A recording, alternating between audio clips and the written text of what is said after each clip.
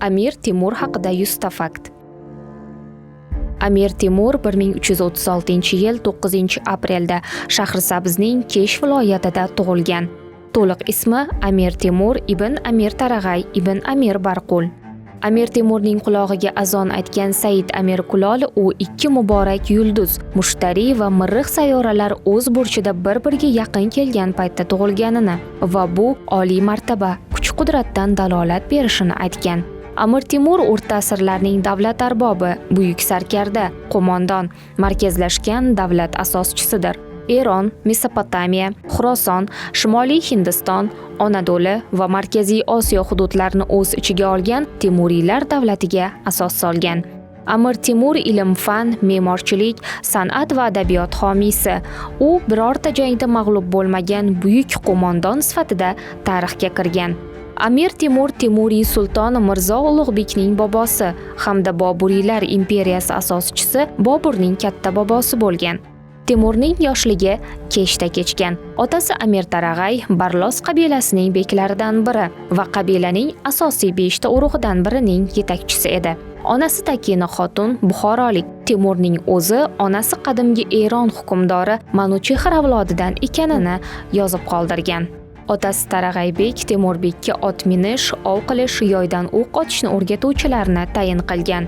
18-20 yoshlarida u tulporlarni yaxshi ajrata oladigan epchil otliq va qo'rqmas bahodir bo'lib ulg'aygan. Temur Chingiziylar sulolasiga mansub bo'lmagani sababli rasmiy ravishda xon unvonini olish huquqiga ega emas edi va shu bois u faqat Amir, ya'ni sarkarda, hukmdor unvoni bilan atalgan.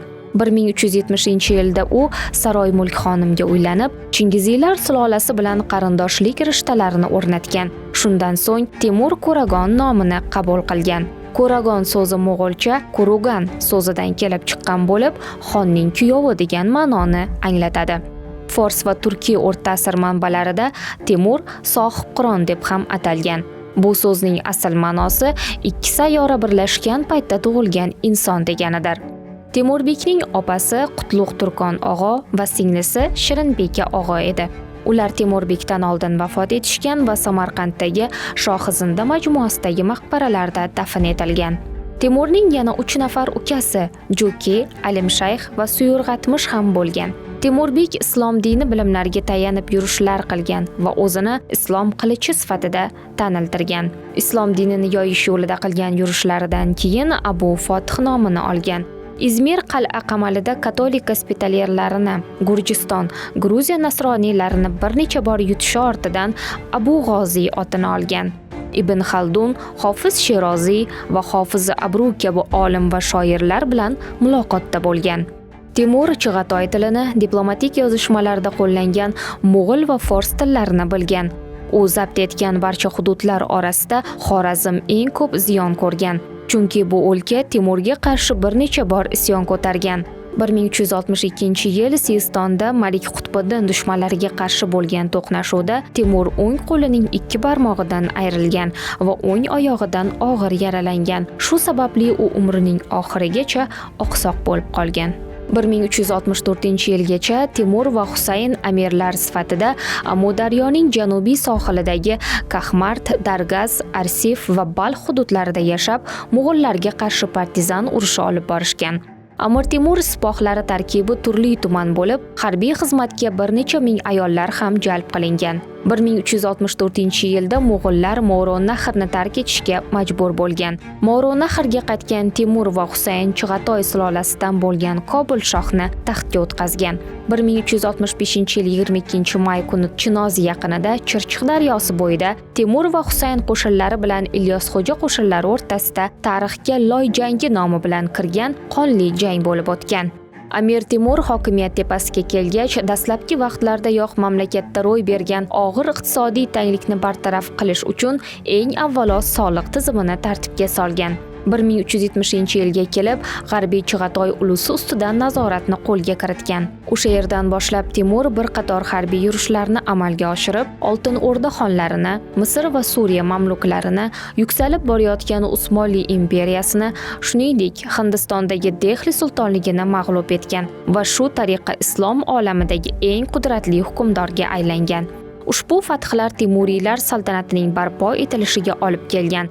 To'xtamishxonning mag'lubiyatidan keyin Temur Oltin O'rdada o'zi xon belgilab keladi va savdo aloqalarini saqlaydi. Oltin O'rda davlatining cho'kish davri boshlanadi. Shomdagi qaqshatqich yengilishdan keyin Mamluqli davlati Temurbekning so'rovlarini elchi atalmishni qo'yib yuboradi va so'ralgan mollarni beradi. 5 bora og'ir yurishlardan so'ng Jete yoki Mo'g'uliston Temur davlati qo'l ostiga to'la kirmasa-da, ortiq xavf tug'dirmaydigan davlatga aylanadi. Fransiya qirolligi Usmonli davlati yengilishi ortidan Temur davlati bilan savdo aloqalari o'rnatilishi kelishiladi. Amir Temur Eron, Ozarbayjon, Iroq va Shom, Suriya ustiga 3 marta lashkar tortgan. Bu yurishlar tarixda 3 yillik, 5 yillik va 7 yillik urushlar nomi bilan mashhur. 3 yillik harbiy istilolar oqibatida Janubiy Ozarbayjon, Iroqning shimoliy qismi, Gurjiston va Van ko'li atrofidagi yerlar egallangan. 5 yillik urush davomida G'arbiy Eron, Iroq Ajam va Kavkazni egallagan. Natijada Muzaffariylar va Jaloiriylar sulolasining hukmronligi barham topgan. Amir Temurning Hindiston istilosi qariyb 11 oy davom etgan. Hindistondan katta o'lja, shu jumladan 120 jangovar fel bilan qaytgan. Amir Temurning 7 yillik harbiy yurishlari natijasida Shomning Halab, Xums, Baalbek, Damashq kabi yirik shaharlari va Iroq Arabning Ubuliston o'lkasi bilan Bag'dod, shuningdek Turkiyaning katta qismi zabt etilgan. Anqara jangida Amir Temur jahonning buyuk sarkardalaridan biri Boyazid Yildirim ustidan g'alaba qozongan. Turk sultoni asirga olingan. Bu g'alaba bilan Amir Temurni Fransiya qiroli Karl VI, Angliya qiroli Genrix IV tabriklab, unga maxsus maktublar yuborganlar. Amir Temur Kichik Osiyodan Samarqandga qaytgach, 1404-yil 27-noyabrda 200 ming qo'shin bilan Samarqanddan Xitoy safariga chiqqan. Biroq Xitoy ustiga yurish Amir Temurning O'trorda vafot etishi sabab amalga oshmay qolgan. U Gur Amir maqbarasiga dafn etilgan. Amir Temurning o'zga sarkarda-yu amirlardan farqi shundaki, u umr bo'yi bunyodkorlik bilan mashg'ul bo'lgan. Uning qay bir joydan bir g'isht olsam, o'rniga 10 g'isht qo'ydirdim. Bir daraxt kestirsam, o'rniga 10 ta ko'chat ektirdim degan so'zlari buning yorqin isbotidir. Amir Temur zabt etgan mamlakatlarning bir qator shaharlarini qayta tiklagan. Tabrizda masjid, Shirozda saroy, Bag'dodda madrasa, Turkistonda mashhur Shayx Ahmad Yassaviy qabri ustiga maqbara qurdirgan. Asosiy e'tiborini ona shahri Kesh va poytaxti Samarqandga qaratgan.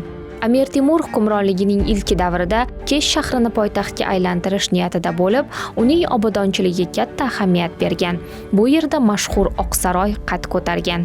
Amir Temur hayotligi chog'idayoq saltanatni asosan 4 qismga bo'lib, o'g'il va nabiralariga taqsimlab bergan. Xuroson, Jurjon, Mozandaron va Siyiston Shohruxga, G'arbiy Eron, Ozarbayjon, Iroq va Armaniston Mironshohga, Fors ya'ni Eronning janubiy qismi Umar Shayxga, Afg'oniston va Shimoliy Hindiston Pir Muhammadga suyrg'ol qilib berilgan. Amir Temur asos solgan bu davlat Xuroson va Moron nahrida 16-asr boshigacha mavjud bo'lib, Shayboniyxon tomonidan tugatilgan. Hukmronligining oxiriga kelib Temur Chig'atoy ulusi, Xuloqo'ylar davlati va Oltin O'rdaning barcha qoldiqlari ustidan to'liq nazorat o'rnatgan. Hattoki Xitoyda Yuan sulolasini qayta tiklashga uringan. Amir Temur 6 asr hukm surgan Usmoniylar imperiyasiga yurish qilib, tormor qilgan yagona Markaziy Osiyo vakilidir. 20 yil davomida Usmonli sultonlari qo'lga kirita olmagan Smirna qal'asini Amir Temur 2 hafta ichida ishg'ol etgan. Vizantiya, Angliya, Fransiya, Kastiliya, Xitoy va Misr kabi davlatlar bilan diplomatik aloqalarni yo'lga qo'ygan. U shatranj, ya'ni shaxmat o'yinining ashaddiy ishqibozi bo'lgan. Temuriylar imperiyasi insoniyat tarixida maydoni bo'yicha 26-o'rinda turadigan imperiya sanaladi.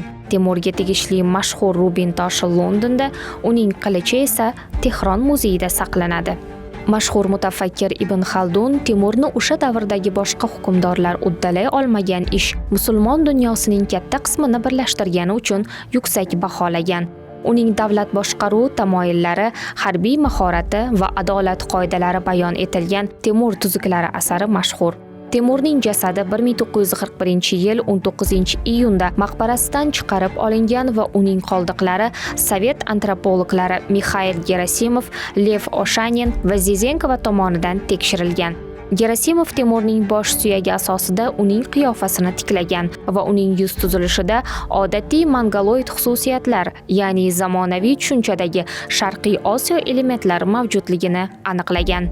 1996-yilda Toshkent, Samarqand va xorijiy mamlakatlarda UNESCO rahbarligida Hazrat Sohibqiron tavalludining 660 yilligi keng nishonlandi.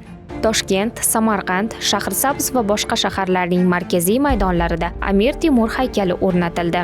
Toshkentdagi Amir Temur xiyobonida Temuriylar tarixi davlat muzeyi barpo etildi. 1996-yilda Amir Temur ordeni ta'sis etildi. Xalqaro Amir Temur jamg'armasi tashkil qilindi. Amir Temur haqida 2 qismdan iborat badiiy film, spektakllar va she'riy hamda nasriy asarlar yaratildi. Toshkentdagi metro bekatlaridan biri ham uning nomi bilan ataldi.